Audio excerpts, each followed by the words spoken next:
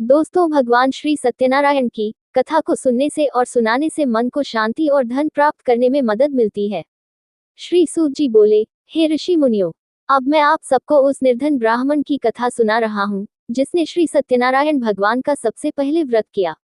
प्राचीन समय में वह निर्धन ब्राह्मण काशी में रहता था। भिक्षा मांगकर वह अपना जीवन यापन कर रहा था।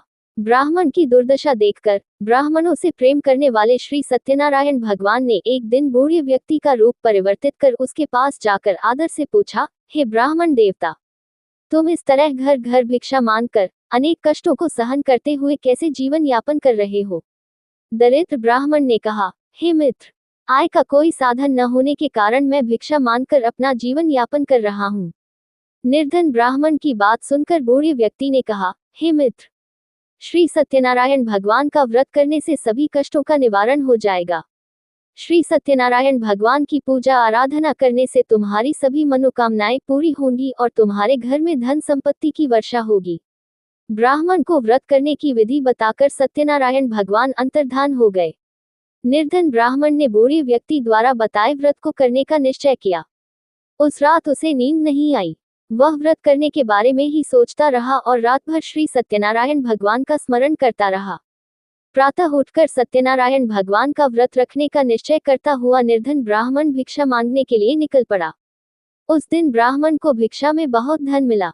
घर लौटकर उसने अपने आसपास के लोगों के साथ श्री सत्यनारायण भगवान की पूजा करने व उन्हें व्रत कथा सुनाने के बाद सभी को प्रसाद देकर स्वयं भी प्रसाद ग्रहण किया। कुछ ही दिनों में ब्राह्मण की निर्धनता दूर हो गई।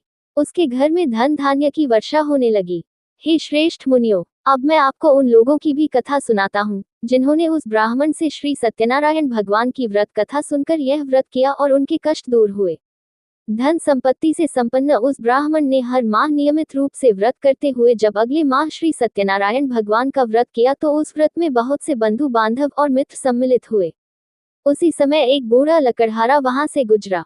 उसे बड़ी प्यास लग रही थी, अतः जल पीने की इच्छा से बूढ़े लकड़हारे ने लकड़ियों के गट्ठर को जमीन पर रखा और घर के आंगन में पहुंचकर उस ब्राह्मण से पूछा, हे ब्राह्मण देवता, आप किसका पूजन कर रहे हैं? इस व्रत के करने से क्या लाभ होता है? कृपा करके मुझे सब बताइए। बूढ़े लकड़हारे की बातें सुनकर उस ब्राह्मण ने कहा, मैं अपने बंधु बांधवों और परिचितों के साथ श्री सत्यनारायण भगवान की पूजा कर रहा हूँ। इस व्रत को करने से श्री सत्यनारायण भगवान की अनुकंपा से निर्धनता नष्ट होती है और संसार के दुखों से मुक्ति मिलती है। ब्राह्मण से इस व्रत का वर्णन सुनकर बूढ़ा लकड़हारा बहुत प्रसन्न हुआ और मन ही मन सत्यनारायण भगवान का व्रत करने का निश्चय किया। चलते हुए लकड़हारे ने मन में सोचा, आज लकड़ियां बेचने से जो धन मिलेगा, उस धन से मैं श्री सत्यनारायण भगवान की पूजा करूंगा। ऐसा विचार करने से उस दिन लकड़हारे को लकड़ियों के अधिक रुपये मिले। लकड़हारे ने उन रुपयों से केले, घी, दूध, दही, गेहूं का आटा और शक्कर खरीदा। घर लौटकर लकड़हारे ने देवों की प्रिय नगरी काशी में श्री सत्यनारायण भगवान की पूजा की। उस पूजा में उसके परिवार के व आसपास के लोग भी सम्मिलित हुए।